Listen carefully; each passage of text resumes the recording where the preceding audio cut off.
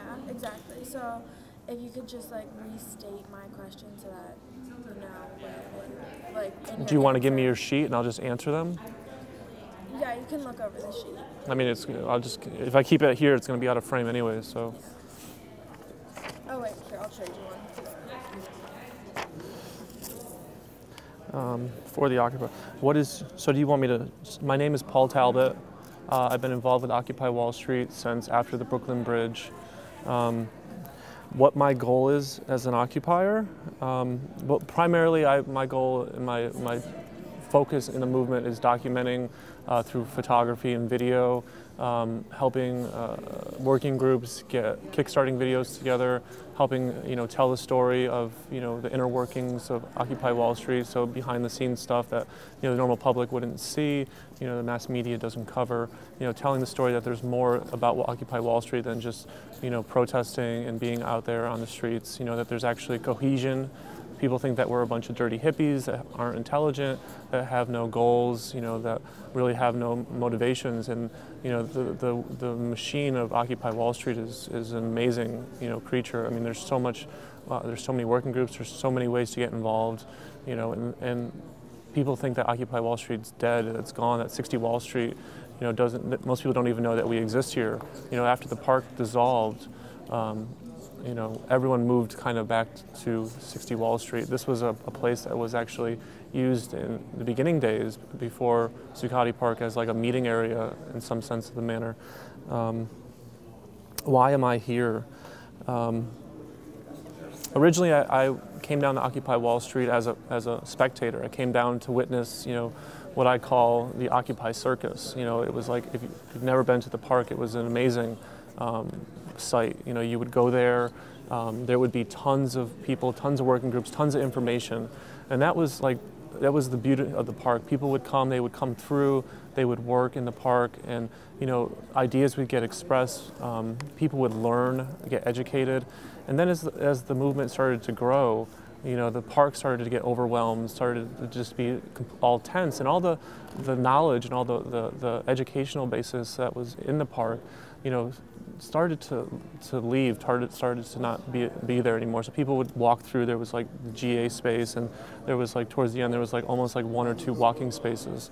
And towards the end, I think the eviction was almost a welcome sight to a lot of people because it allowed us to stop focusing on the park as our main source of,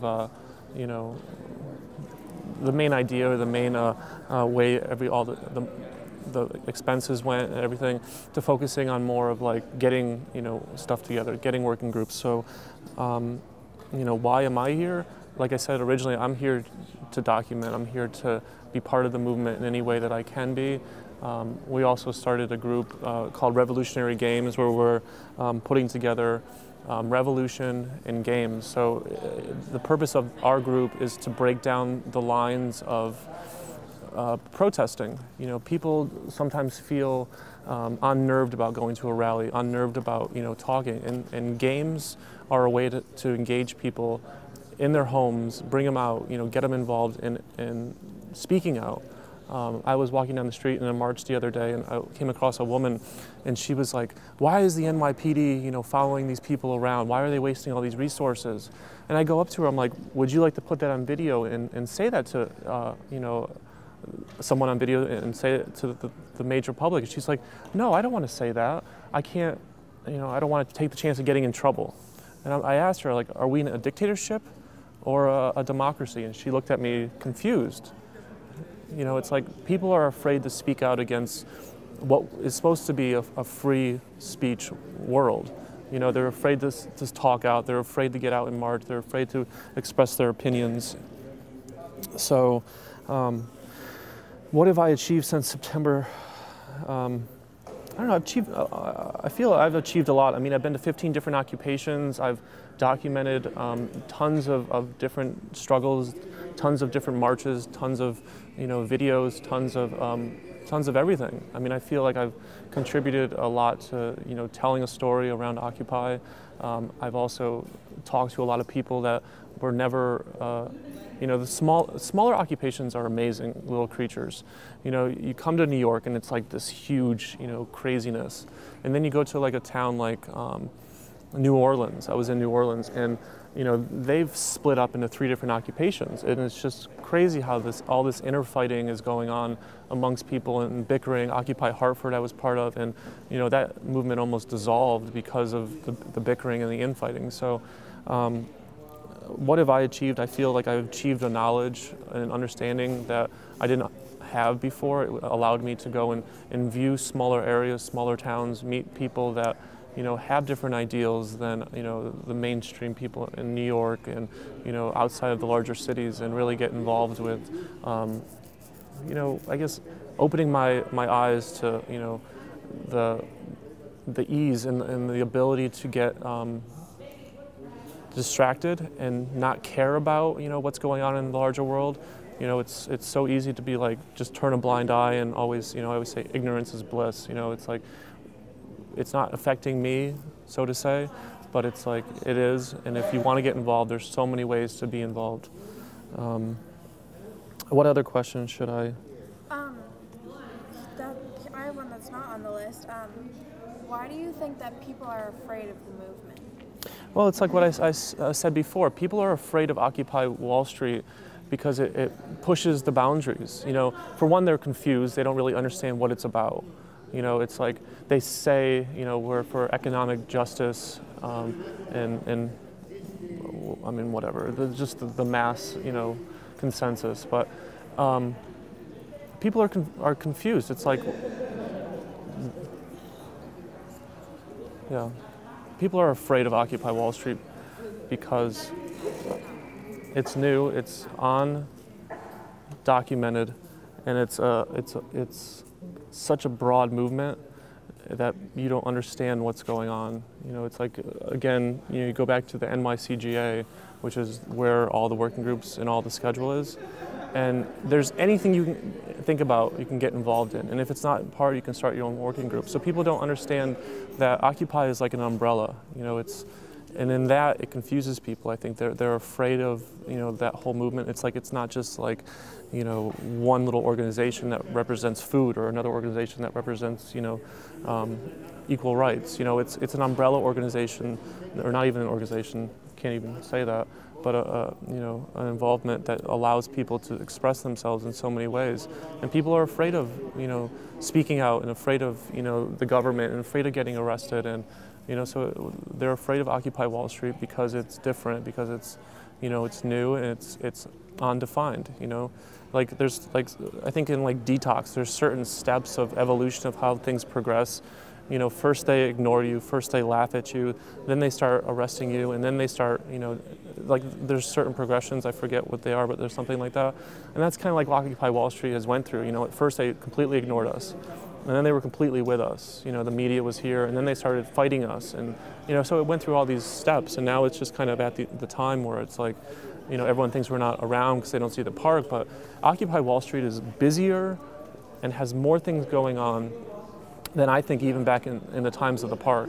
On a given week, there's 3, 4, 5, 6, 7 marches. Some days there's 3 or 4 different rallies going on, around homes, around, what's going on in Egypt and Iran and, Greece. I mean, everything, and, going on around, imprisonment, and just anything you can think of, there's stuff going on. There was a Monsanto rally a couple weeks ago. There was stuff going on around, the Muslim communities getting kind of mapped and documented by Michael Bloomberg and Ray Kelly. So it's like all this stuff is going on. Anything else you want me to? Do you believe you're within your constitutional rights of the First Amendment to occupy and protest? Yeah, I believe that we can protest anything, and I think that it's amazing. There's no set, what we were doing there with our game, there's no set rules about bringing a mattress into the park. We were in Washington Square Park last week on Valentine's Day all day with a mattress. we weren't leaving it there. But if we were to bring that mattress into Zuccotti Park because of the Occupy, encampment there, they would arrest us instantaneously.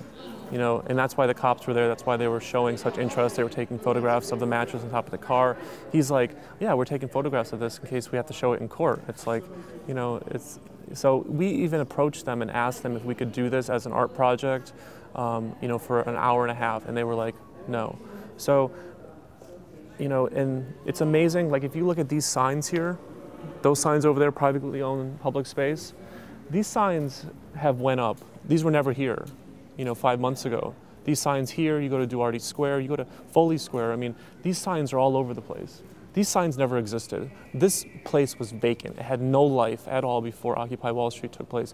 And now this place has life, it has a meaning, it has a purpose. It has people coming in here and sharing it and taking place in it. So, am I part of my constitutional rights? Our constitutional rights get invaded every day. It's all based on what they see as an invasion of, the rights. And the rights are skewed. You could get arrested for something that's not against the law at all, but they feel like it's like someone coming up to you and like invading your personal space. It's almost like they're arresting you for nothing, just to get you off the street and to stop you from being a provocateur.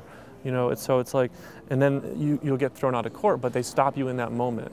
So it's like our First Amendment rights are getting invaded all the time. It's like stop, and frisk. People are getting their constitutional rights, especially by the NYPD, and many other police officers, invaded all the time. I was down at Occupy Congress, and the police down there, especially the state capitol police, they're so, lenient. They understand what's going on. They're not going to step on your foot. They sit there and they talk to you. The NYPD has no open dialogue with the occupiers. It's like they can't talk to you. Even if they wanted to, they agree with you. They won't share that with you. And that really shuts down a lot of the communication and dialogue that could happen and could, open up better forms of communication amongst occupiers and amongst, us getting arrested and what's going on. If we had if they allowed us to do this for a couple minutes, it would be so much easier than just like walking around, high and mighty and ignoring us and not sharing with us, because we want to, converse with them. We want to talk to them. We want to share with them, and we don't want to get arrested. We don't want to, we want to push the nonviolence boundaries, but, it's like standing on a sidewalk or like sleeping in Zuccotti Park. You can't even lay down in Zuccotti Park anymore. It's like, there was a woman that had to almost threaten to sue people around Zuccotti Park because of the barricades, and finally they came down, and it's like, there was, if that didn't happen, there would still be barricades up in Zuccotti Park. Coming down Wall Street today, there was barricades even in that area that we were standing before in front of the George Washington sculpture. Those just came down in the last couple of weeks, so it's like, it's amazing. You still go down to the Bull, and there's 24-hour police presence down at the Bull just because of Occupy Wall Street. So it's like, what is the point? What is the purpose of wasting all this police, resources? There's guards in here 24/7 now. It doesn't make sense. Or 24/7, every time while it's open, the police come in here all the time, just for people that are hanging around talking. We had an occupation last week at a church. There were cops outside the church while we were inside, the whole day. It's just like all these resources are being wasted. All these laws are being manipulated and being skewed to fit what they feel is either expressive or in that time frame against the law. So, our constitutional rights, I don't know if we really ever they're there. I don't know if they ever really mean anything to the mass public. They get you out of court in the long run, but in the immediate situation that you're in, if a cop feels they want to arrest you for, looking at them, they're going to arrest you. They could arrest us for being here right now talking, just because they want to. And maybe it won't happen, but it definitely could. You never know. So constitutional rights, whoever knows, but they're there, and who knows, whatever. So you were asking the surrounding building businesses. Yeah. Anything else? One of the questions I have is, you mentioned games. Yeah. Can you tell us what kind of games? Yeah. Well, we started out with you know, we're networking with different people. We had you know, the Glamarchy campaign where, you know, like Rick Santorum was glitter bombed. You know, that's been part of something that we're putting together. We had the John Lennon Yoko Ono bed-in. We've just started putting these together within the last couple months. You know, this has been kind of like a infusion. You know, we took part in the subway pantless action. You know, and it's just a way to integrate Occupy Wall Street with stuff that's already happening. We entice people to bring us games and play games with us. We're putting together a wheel of morality, which is, you know, basically like a Jeopardy wheel, and we're going to spin it. And, you know, wherever it lands on, you know, not to say you're going to get a gift, but what we're going to do is we're going to give you a card. So say if this lands on Monsanto, we'll give you information about Monsanto, the pros and cons about, you know, the moral issues with Monsanto, you know, what's going on with that, you know, and how to get around. Because like most people don't know what Monsanto's doing, how Bank of America is involved with oil and coal and how they finance all these other entities. You know, and it's really about informing people, and that's what the games are about. You know, we're putting together some other stuff. You know, we want to put together a toy protest, you know, and to inform people about how all these toys are getting manufactured out of this country and how people are supporting, you know, slave labor by buying these toys. And, you know, they're buying all this stuff for their kids, but they're also supporting, you know, they're not supporting the U.S. and, you know, they're supporting all these ill causes and all these, you know, major corrupt corporations. So, I mean, there's a lot of stuff. You know, we want to put together a carnival. We want to put together, you know, just anything that you could think of, you know, that's fun and ways to express a, you know, game, but also to inform people about what's going on, you know, outside their circle. So that's really what the games are about, just about breaking down barriers. And the bed-in was one of our real first, you know, large campaigns. It's a month-long campaign that started on Valentine's Day, and it will end on March 14th. We're also, through that, we're doing there's a thing called Low Lives, which is like an art and cultures type of thing, and they're through NYU and the Eastern Hemispheric Institute. So there's going to be this huge broadcast of all these different performances and art-related events that are going on March 3rd. So we're doing a big campaign around the bed-in on that, where we're going to take people from around the world and live stream their bed-in with our bed-in and kind of bounce around to that. And that's going to be broadcast around, you know, the world. Also, some other stuff that's going on up in the Catskills. There's going to be a whole Wall Street to Main Street campaign that's going on. I mean, it's through the Art and Cultures Division, but you know, it's just different stuff going on. But the games are big and they're forming, and you know, we're still trying to figure out, you know, what the nature of it's going to be. But we have so much feedback, and everyone loves the idea of the games because it makes stuff fun.